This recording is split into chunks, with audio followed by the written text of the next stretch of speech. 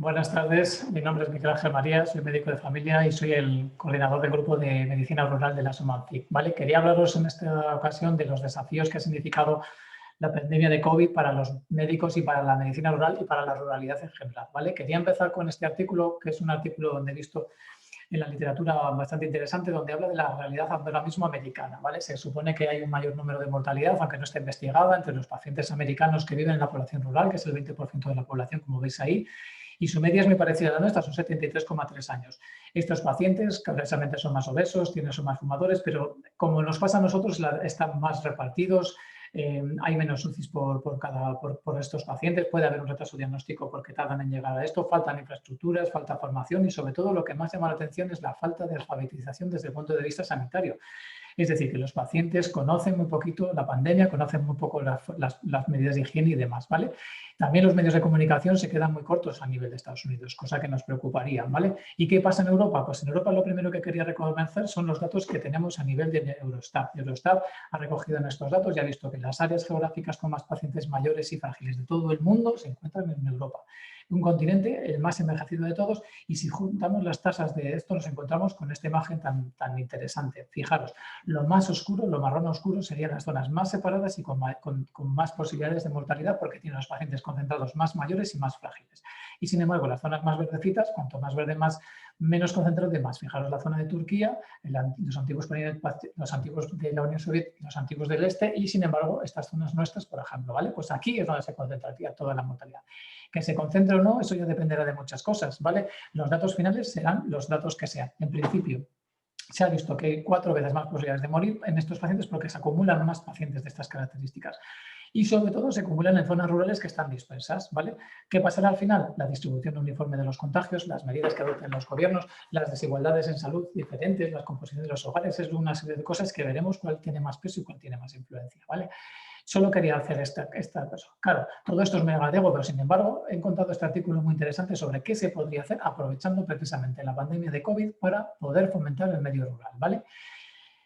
Contestaríamos a esta pregunta preguntando a las personas que han ido al mundo rural por qué han ido al mundo rural con el confinamiento, qué querían allí, qué buscaban. Bueno, pues se les preguntó y decían, pues unos decían el disfrute del paisaje, otros decían que eran alimentos más seguros, otros decían que se podían mantener las medidas de distancia social, espacios públicos abiertos, obviamente, ¿vale?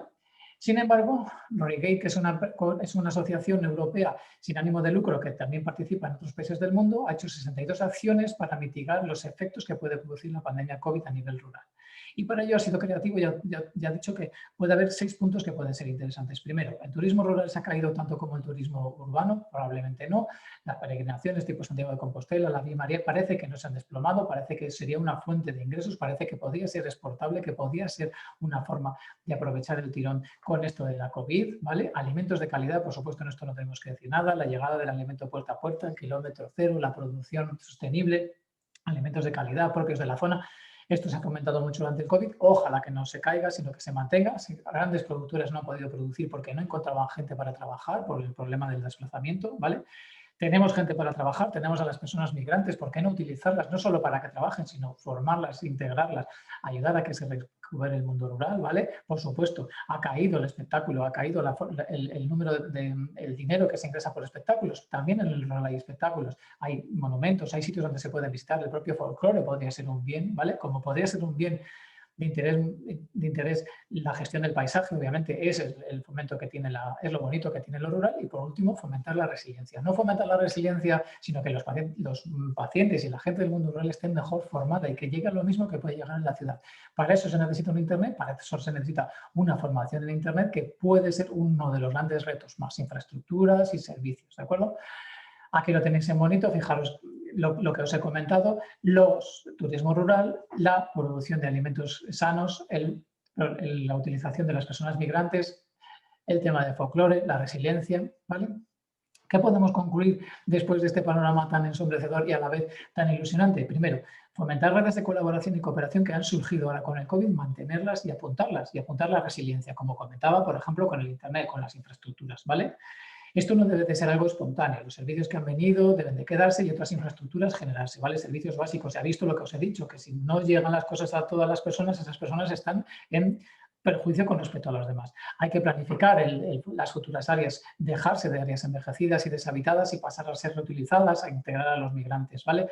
La transición digital, como hemos comentado, debe de ser cuidadosamente planificada y llegar a una alfabetización digital que sirva para las personas que la utilicen, ¿vale? Hay mucho miedo de que se amplíen las desigualdades sociales y en el pueblo ya tenemos las desigualdades expuestas, entonces utilizar la naturaleza, el patrimonio cultural, una regeneración rural, un bienestar, ¿vale? Podría ser útil. Las autoridades deben aprovechar y hacer comunidades que sean equitativas, sostenibles, inclusivas, es decir, un futuro sostenible que donde mejor podría estar probablemente sería en el mundo rural. Muchas gracias y gracias por atenderme.